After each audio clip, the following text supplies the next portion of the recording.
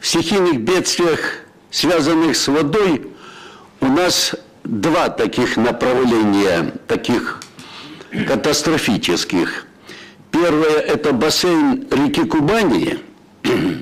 Там, вы помните, было в 2002 году наводнение, около 200 человек погибли в Ставропольском крае, в Краснодарском крае. Беда была тоже большая.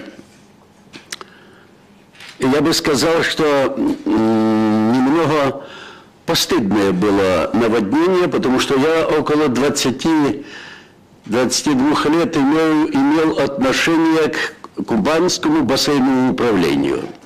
Хорошо знаю все гидротехнические сооружения, всю координацию по спасению населения от наводнений. И, конечно, рукотворный характер в том наводнении 2002 года был предосудительный, как говорится, характер. Содержание главное в том, что было разрушено бассейновое управление. Ну, раз советское, значит не так, давай будем крушить, давай будем ломать. А на самом деле это была разумная федеральная структура. Все гидротехнические сооружения, которые находились на территории Ставропольского края, Краснодарского, Карачаево-Черкесии, Адыгеи, все находились на балансе Кубанского бассейнового управления. Находилось оно в Краснодаре не потому, что мы самое хорошее, а потому что наводнение формируется вверху, а больше всего страдают от наводнений в низовьях. Решало бассейновое управление весь комплекс вопросов. Уход от наводнений, вопросы мелиорации, рисоводства, вопросы судоходства по реке Кубани, вопросы питьевой воды, вопросы рыбоводства. То есть наряду с главным вопросом ухода от наводнений решался комплекс народно-хозяйственных задач. Но потом, когда раздали гидротехнические сооружения, водохранилища, гидроузлы территориям, Карачаево-Черкесия себе забрала, Ставрополье себе, Адыгея себе, краю осталось свое. Вот это была беда. Тогда управляемость потеряла, там на территории начал вырисовываться главный хозяйственный смысл. А почему бы нет? Нам гидростанция, прежде всего, воду для гидростанции начали заполнять, водохранилище раньше времени, его надо заполнять только в половодье, перехватить воду и не пустить ее вниз, чтобы не было наводнения, чтобы не пострадали люди. Кто-то решал вопросы хозяйственной по мелиорации впереди, а кто-то просто зеркало воды облюбовал, и что не заняться рыбоводству, отдать в аренду, как говорится, рыбку водить и так далее. И тогда интересы безопасности людей начали страдать. Так было в наводнении 2002 года. Вторая категория стихийных бедствий – это причерноморские проявление стихии. По-всякому можно судить. С детства я хорошо помню, что кто отдыхал на Черном море, видел, в грозовые дни столбы стоят, черные, на горизонте, да, смерчи. И все знали, что это смерч. И знали, что если смерч выйдет на сушу, будет беда. С детства мы знали. И, конечно, не укладывается в общее понятие осадки, хотя и смерч, и дождь бурный – это осадки. Крути, не крути, дождь с неба, вода с неба. Но только смерчи проявляются по-другому. На узком участке, локальном, можно сказать, участке, вдруг выпадает такое количество воды, которое даже предположить, как крымские старые депутаты краевого собрания, они все ночевали там, они подсчитали сразу площадь, глубину воды и количество воды. Было трудно предположить, как с неба могла свалиться такая вода, такое количество. Четко определить, смерч или дождь даже трудно, да и не я, наверное, должен бы делать это, гидрометеорология должна определять это.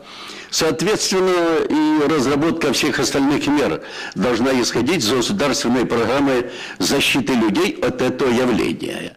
Они были раньше, знаете, я же давно руководил, как говорится, в крае, но были редко и не столь губительные.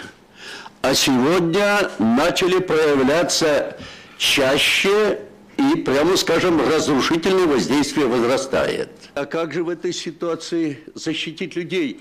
Надо прежде всего определить само явление и как упредить, как сообщить в зачатии, что вот вода пошла сверху на людей. Это же надо поймать момент, он среди ночи, в 3 часа ночи. А что касается уголовных дел по предупреждению, я думаю, что они, может, что-то положительное проявится, но они принесут и немало отрицательного. Хотите знать, получится, то вот произошло уже в Крымске, потом только раз сообщение по телевидению смотрю, штормовое предупреждение, они бывали раньше, что ожидается, и территория перечисляется, и Краснодар задевается, и мой Динской район, где я родился, ну и опять эту территорию задевает. Ну, прошло день, 2, 3, а шторма не получилось. Ну, раз соврем, 2 соврем, 3, а потом что? А потом люди начнут в сарказм превращать это явление. Нужна четкая программа. Дать информацию конкретную, точную о проявлении, где будет, как это будет. И тогда можно, конечно, выводить людей, можно их выводить с жилья, сирены включать, кричать на весь город. А так, ну, выведешь, а оно ничего не было, тогда что будет? А там дети, а там больные будут и так далее. Мы вот прошли по самой подтопленной части, и улица Луначарского. Люди меня узнают, здороваются. Кругом все. Ткачев жил все и живет все эти дни крымские. Там же туда президент уже дважды прилетал. Там же находится все правительство, заместители. Там все депутаты.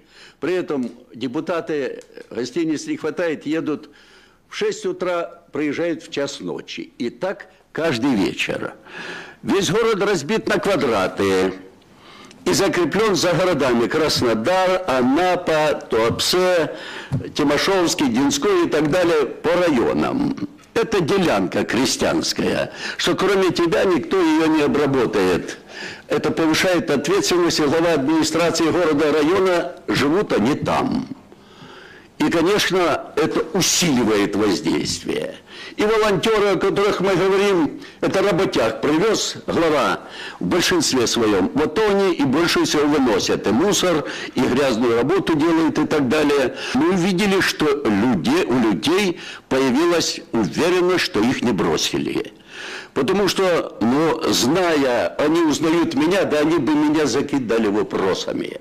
Они заклевали бы меня, он свидетель живой. А люди успокоенные. Нет, и плачут, и обиды, а как же, ну, такое пережить, как говорится. Но они видят, что их не бросили.